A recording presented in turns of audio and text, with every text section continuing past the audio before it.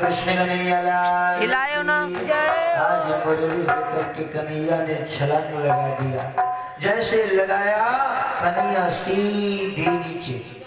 ये बात आज उनके बाबा नंद जी को पता लगा। कुछ ग्वाले अब तो डर के मारे भागे महाराज। घर दौड़ते दौड़ते गए, मैया को पता लगा, बाबा को पता लगा। दोनों लोग दौड़ते दौड़ते रोते रोते सारे गांव के वासी आ रहे हैं महाराज। कितना गड़बड़ हो गया। आज रोते रोते आए, श्री रामा ने को देखा, सब लोग उसको कोसने लगे। तेरी गलती है जो कन्हैया नहीं तो जाते, नहीं तो गेंद ना मांगता तो कन्हैया नदी में ना कूदते। लेकिन आज कन्हैया गए, जब कूदे तो पहुंच गए कहाँ? नागिन के पास। नाग सो रहा था। सोवत नाग जगा दे नागन। नागन ने देखा, नागन जग रही थी। नागन ने देखा कितना सुंदर बालक है। भगवान श्री कृष्ण को देखा, कितना सुंदर बालक, अलौकिक बालक है। और कहा ये बालक तू गलती से यहाँ कहाँ आ गया? मैं गलती से नहीं आया, जान करके आया हूँ। मुझे मेरी गेंद चाहिए। अरे गेंद तू छोड़, प्राण तेरे बच गए इसलिए नाग सो रहे थे, और नहीं तो अगर जागता तो अब तक तू मर गया होता। इसलिए जा, लौट जा, लौट जा। भगवान ने लौटने वाला मैं नहीं हूँ, मुझे गेंद चाहिए। आज गेंद मांगे भगवान, तो मांगने लगे।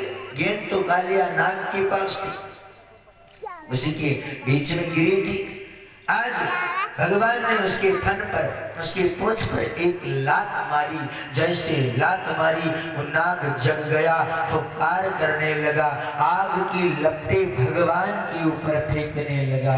भगवान सांवले हो गए। पहले भगवान गोरे थे, आज भगवान सांवले हो गए। सांवले रंग के भगवान, यानी आग का फुफकार और उसका विष भगवान को नीला कर दिया।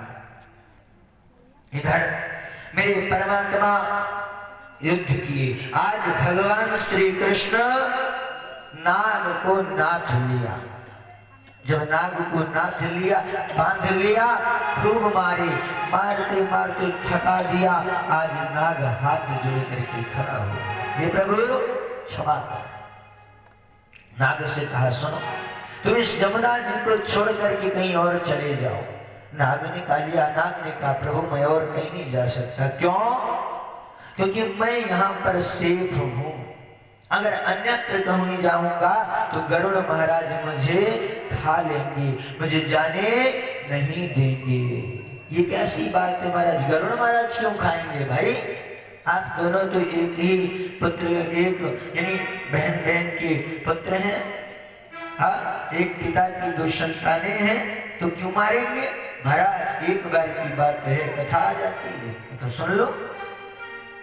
कद्रु और विनीता, कद्रु और विनीता तो एक ही राजा की दो रानियां थी। दोनों ऋषि की रानियां हैं। तो आज दोनों रानी रह रहे। एक दिन कद्रु और विनीता में संवाद हो गया, प्रश्न हो गया।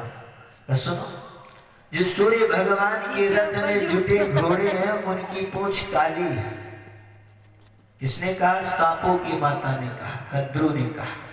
विनीता ने कहा ऐसी बात तो नहीं है, घोड़े सफेद है, उसकी पूंछ भी सफेद है। मैंने कई बार अपने बेटे से भी जिक्र किया और मैंने देखा भी है। तो कहा अगर सफेद होगी तो मैं तुम्हारी सेवा करूंगी जीवन भर, और काली होगी तो तुम मेरी करना। बोले ठीक है, बात तय हो गई।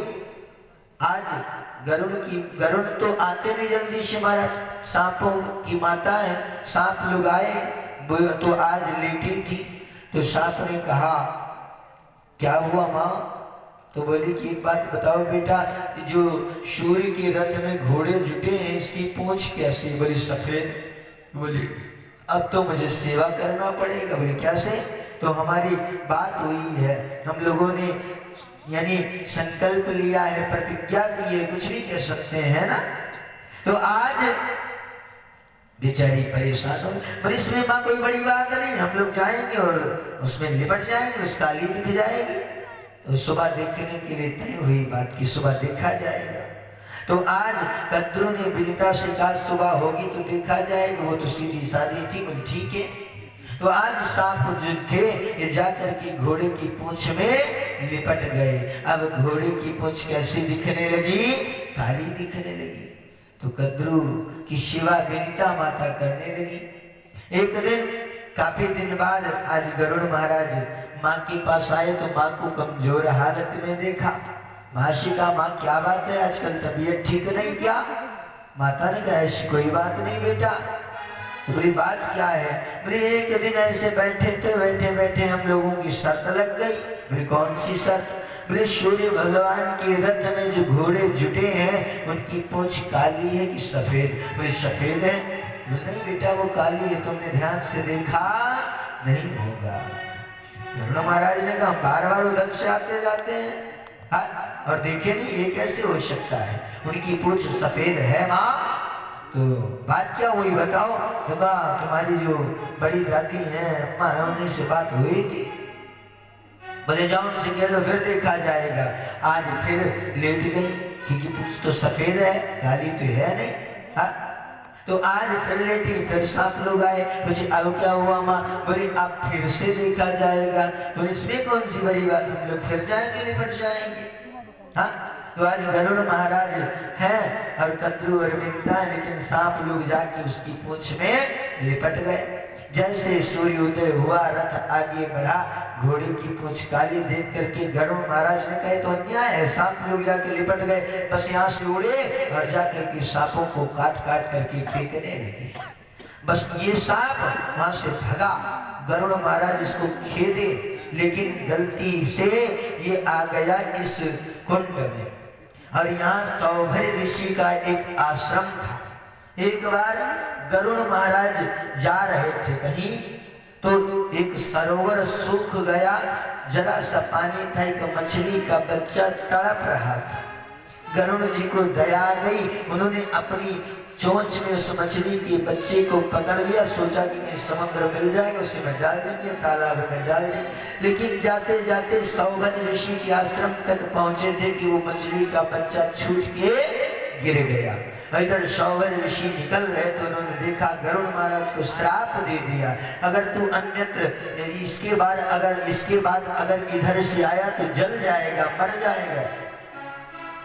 आज श्राप हो गया और वो कुंड वही पड़ता है काली देह। आज गरुड़ जी को श्राप है, इसलिए गरुड़ जी इस काली देह पे नहीं आ सकते, इसलिए मैं यहीं पर छुप के अपने परिवार का पालन कर रहा हूँ। भगवान ने कहा सुनो अब तुमको गरुड़ नहीं खाएंगे। बोले कैसे नहीं खाएंगे?